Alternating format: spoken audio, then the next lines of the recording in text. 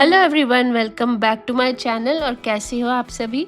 उम्मीद करती हूँ आप सब बहुत अच्छे होंगे, खुश होंगे, स्वस्थ होंगे। और ये है मंडे का दिन। मंडे को मैं बना रही थी अपना लंच में बन रहा था करेला, जो संडे को नहीं बन पाया था। अगर आप लोगों ने मेरा पिछला व्लॉग देखा है तो आपको मालूम होगा कि मेरा संडे को कटा हुआ करेला जो फ्रिज में चला गया था वो आज बन रहा है मंडे को।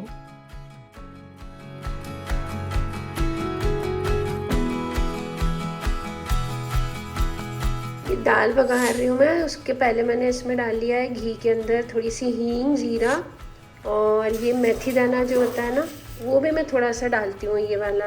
तो ये डाला है और हल्दी।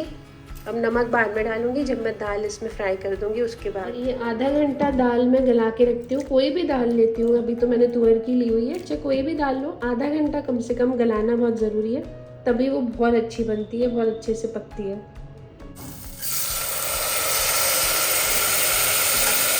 हमारे यहाँ दो तरह से दालें बनती हैं। एक तो ये वाली दाल जो यूजुअली बनती है, मतलब वीक में 3-4 बार यही वाली दाल बनती है। और एक प्याज टमाटर के साथ जो बनती है वो वाली, जो थोड़ी सी मसालेदार होती है, जो थोड़ा सा ढाबा स्टाइल कह सकते हो आप। लेकिन मुझे ज़्यादातर यही वाली पसंद आती है, बिल्कुल सिंपल सी बेसिक सी दाल। और ये करेले की कढ़ाई में ही मैंने आटा गूंद लिया था, क्योंकि मैं कई बार ऐसा करती हूँ कि मैं थोड़ा सा बर्तन बचाने के लिए, ज़्यादा बर्तन ना हो, उसलिए कढ़ाई के अंदर ही आटा अच्छे से लगा लेती हूँ। क्योंकि कढ़ाई में एक तो है ना बहुत अच्छा आटा लगता है, उतना अच्छा आटा वो परात में भी नहीं लगता है जितना अच्छा कढ़ाई में लगता है।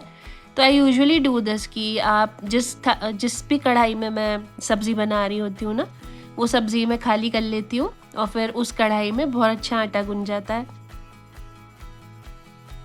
और बीच में आटे में मैंने हमको बोला थोड़ा सा घी डालने के लिए। घी डाल दो ना अगर आटे में गूंथते समय बीच में, तो बहुत अच्छी रोटियां बनती हैं और आटा तो बहुत अच्छा हो जाता है एकदम। यानी एक अंदर से उसका नरम होता है, वो बहुत सॉफ्ट होता है, अंदर तक सॉफ्टनेस आती है उस आटे के अंदर, और बहुत अच्छी रोटियां सिकती है फिर। मंडे आफ्टरनून्स यूजुअली थोड़ा बिजी होती हैं, क्योंकि सुदीप जी का भी फर्स्ट डे ऑफिस का होता है वीक का, उनको जल्दी जाना होता है उस दिन। तो मेरा भी लंच थोड़ा जल्दी जल्दी बन रहा होता है, पूरा बिजी निकलता है 12 से 4 बजे तक का समय जो होता है दोपहर का और शाम तक का।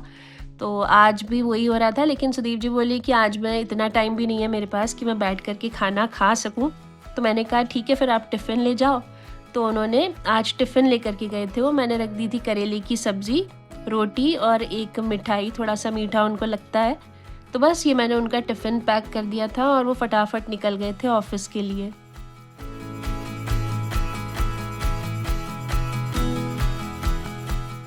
सुदीप जी एक बार ऑफिस चले जाते हैं ना, फिर मेरा दिन मतलब बिल्कुल ऐसा रिलैक्स सा हो जाता है, क्योंकि कोई काम ऐसा सच बचता नहीं है। बच्चों का तो ऐसा रहता है कि वो इतना कुछ, उनका सब कुछ मेरे ऊपर ही डिपेंडेंट रहता है। मुझे जब उनको देना होता है मैं दे देती हूँ, वो कुछ मांगना होता है वो धीरे से मुझसे आके बोल देते हैं। लेकिन सुदीप जी का ऐसा रहता है कि उनको, उनका एक रूटीन फॉलो होता है, तो वो रूटीन में मुझे खुद को ढालना पड़ता है।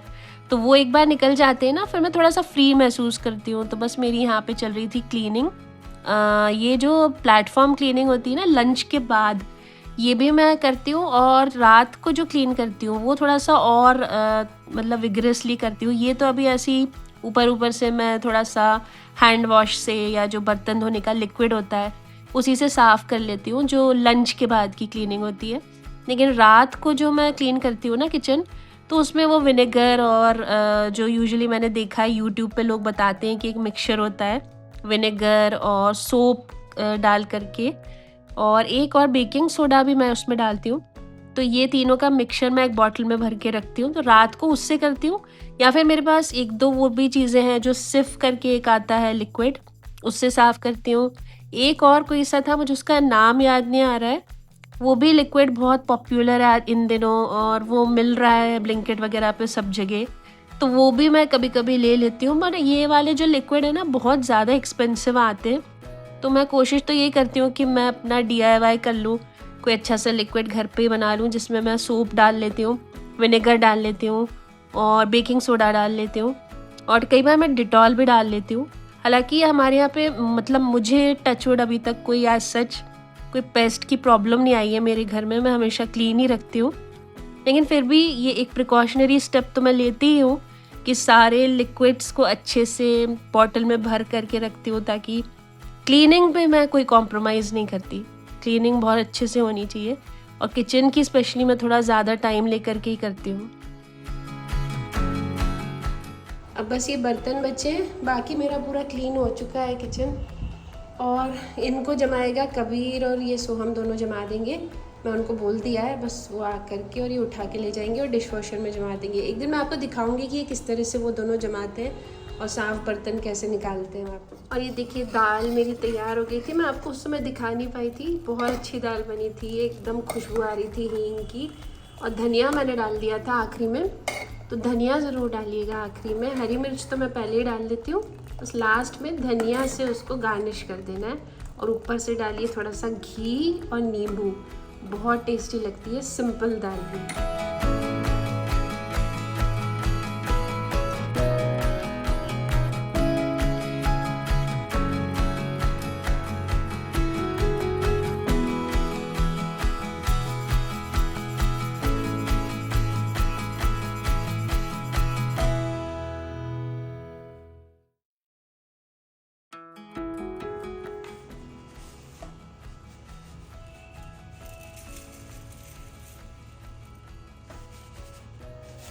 बस करेला क्यों नहीं ले रहा है? नहीं खाना करेला। क्यों? तेरे को तो अच्छा लगता है करेला। आज इच्छा नहीं, हाँ, आज इच्छा नहीं हो रही। रात को खाएगा। और ये जाली जब से लगी है ना, इतनी अच्छी फ्रेश एयर आती है यहाँ पे अंदर। तो इवनिंग्स में इसको बंद कर लेती हूँ और मॉर्निंग में जब मैं खोलती हूँ ना, पूरा घर यहाँ से वहाँ तक बहुत अच्छा वेल वेंटिलेटेड हो जाता है। तो ये बहुत अच्छा काम हो गया है, अब मेरे को कोई दिक्कत नहीं होती है खिड़की खोलने में। शाम को जब सुदीप जी ऑफिस चले जाते हैं ना, मतलब 4 बजे के आसपास, तब मैं एक चक्कर यहाँ पे लगा लेती हूँ ताकि ये सारी चीज़ें चेक कर सकूँ। देखो ये वॉशिंग मशीन खुली हुई है, ये चेयर्स से डिस्टर्ब्ड है, तो इसको सबको जो भाई मैस होता है ना वो क्लियर करना होता है मुझे, क्योंकि ये सुदीप जी, कबीर, सोहम, ये तो सब ऐसे ही छोड़ के चले जाते हैं और देखना मेरे को पड़ता है कि ये सब चीज़ें ठीक से बंद है या नहीं है। इसको भी मैं चेक कर लेती हूँ एक बार, और ये भी लगा देती हूँ ब्लाइंड्स। ये जाली भी चेक कर लेती हूँ एक बार, क्योंकि मच्छर आने का समय हो जाता है, तो एक बार चेक करना बहुत ज़रूरी होता है। नहीं तो कभी कोई जाली वाली खुली हो ना तो मच्छर आ जाते हैं, फिर ये पैक हो जाता है शाम तक। और ये लाइट जल जाती है शाम को। अंदर मैं सिर्फ ये वाला एक लैम्प जला देती हूँ, और थोड़ा जब अंधेरा हो जाएगा ना, तब फिर ये सब यहाँ दिया वगैरह जो भी ये कैंडल है, ये अरोमा कैंडल है ये वाली, ये बहुत अच्छी है यार। ये वाली जो है ना, इसको मैं कभी कभी मॉनसून में ये कैंडल्स, अरोमा कैंडल्स, अगर आपको कहीं पे अच्छे सस्ते दामों में मिल जाए, जो ऑनलाइन भी मिलती है, मैंने होम सेंटर से ली थी ये, पर आपको अगर कहीं ऑनलाइन मिले तो ले लेना। ये लेमन वाली है फ्रेग्रेंस, ये भी बहुत अच्छी है, इसको भी मैं जला लेती हूँ कभी कभी। और जो एक मॉनसून में थोड़ा सा एक जो उमस घर के अंदर महसूस होती है ना कभी, तो एक कैंडल से और एक बहुत अच्छी फ्रेग्रेंस पूरी हवा में फैल जाती है। तो ये हो सके तो मॉनसून में ट्राई करना, आप इसको लाइट कर लिया करो कैंडल को।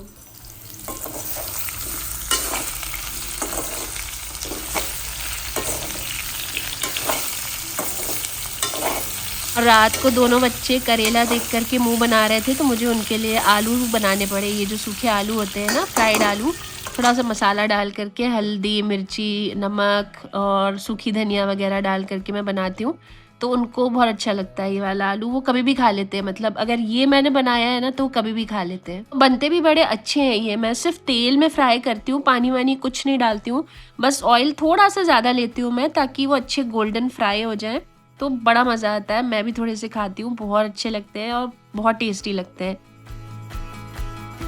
और ये हो गए थे मेरे आलू, बहुत अच्छे गोल्डन फ्राई हो जाते हैं ये, अगर आप इसको सिर्फ ऑयल में बनाओ और पानी नहीं डालो तो।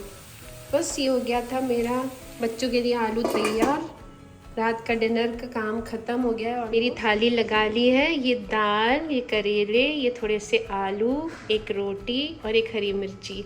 दाल के अंदर मैंने डाला है थोड़ा सा घी और नींबू, बहुत अच्छी हो जाती है। बस यही था मेरा आज का व्लॉग। आप लोगों को कैसा लगा बताइएगा, कमेंट्स किया करिए, लाइक किया करिए, शेयर किया करिए, तो मुझे मोटिवेशन मिलेगा और आपके लिए अच्छे अच्छे वीडियोज़ लाने के लिए। Thank you so much guys, take care, bye bye.